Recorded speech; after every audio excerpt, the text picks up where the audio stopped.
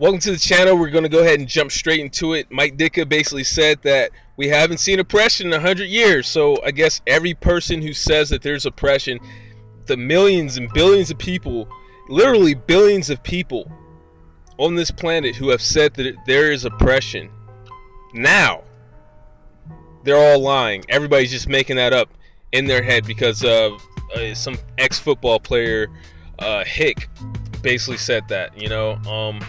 I don't know why people have to try to counter every. Actually, I do know.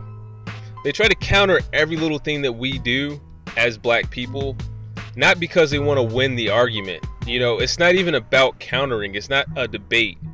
It's suppression. That's just putting in an opposing force. You don't really have to win an argument.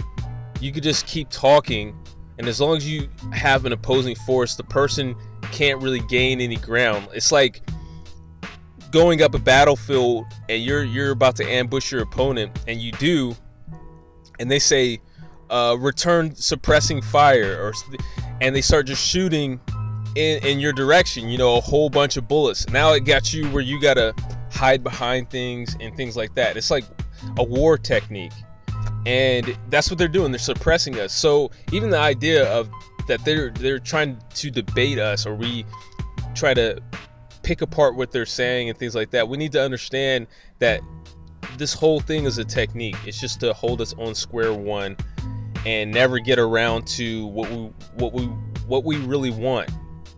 Never get around to actually talking about systematic white supremacy, and they do that. They do a bunch of different techniques, change the narrative, deflect, talk in circles, like on and on.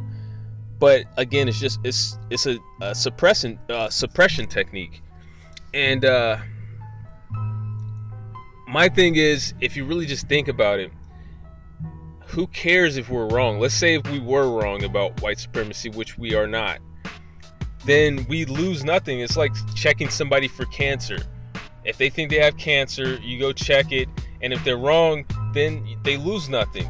But if they were right, then they save their life, So these people being so up in arms, that just shows that they have something to lose, And it's just like this. It's like they have a whole lot to lose, because at the end of the day, white supremacy, the system of white supremacy, is held together by the fact that they own all this land, and that's what it comes down to. That's the reason why they're never going to accept or admit anything, because they know that they have to start to compensate for that, to make things fair.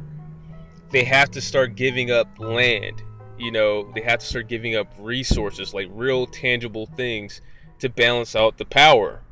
And nobody's willing to do that. Nobody's going to do that. Even if they were to give reparations and start giving everybody money, people aren't ever going to want to just give up their choice land in this country or around the world. There's places that have the most valuable resources that are owned by the white supremacists, and the only way that they can balance the power is to give some of that away, or give that to us. And they're not going to do that, and they know that they try to stop the discussion early, before we even start talking about what white supremacy is. And that's what it is. It's they're militarily controlling us, and they have all of the resources, and it's locked in, and they aren't going to ever give that away. They want to pass that down to their children. So that's the problem. That's the reason why everybody comes out of the blue, because if you think about it, there's people that are fighting for animals.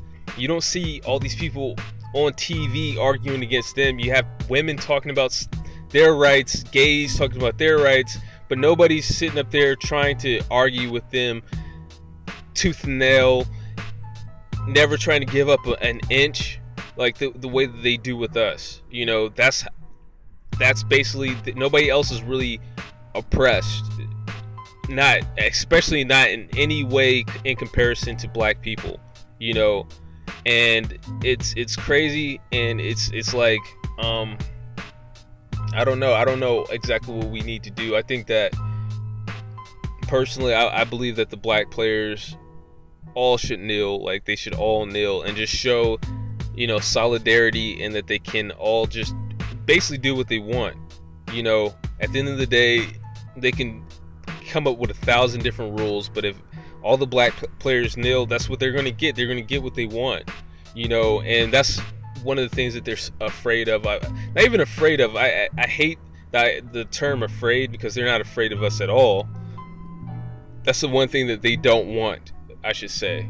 They don't want us to start flexing our muscles against them, so we should start doing it. And that's all I have for right now. Mike Ditka, I don't know what planet he comes from if he doesn't see, haven't seen the oppression that's going on here and just all over the globe.